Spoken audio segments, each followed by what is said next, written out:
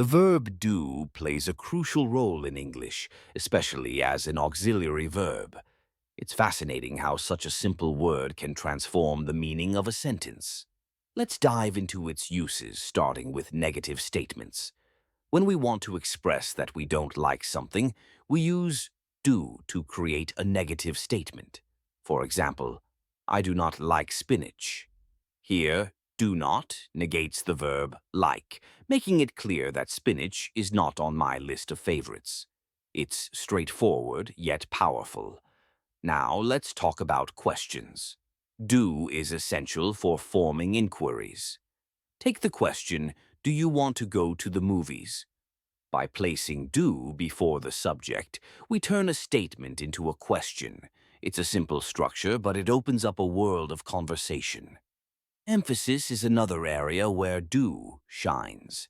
When I say I do want to go, I'm not just expressing a desire, I'm emphasizing it. This construction adds weight to my words, making it clear that my interest is genuine. Let's explore more examples. If I say, I do not understand this math problem, I'm clearly stating my confusion. The do not here emphasizes my lack of understanding. Similarly, if I ask, do you have any questions? I'm inviting engagement, encouraging others to share their thoughts. Consider this. I do appreciate your help. This isn't just a polite acknowledgement, it's a heartfelt expression of gratitude. The use of do elevates the sentiment, making it more impactful.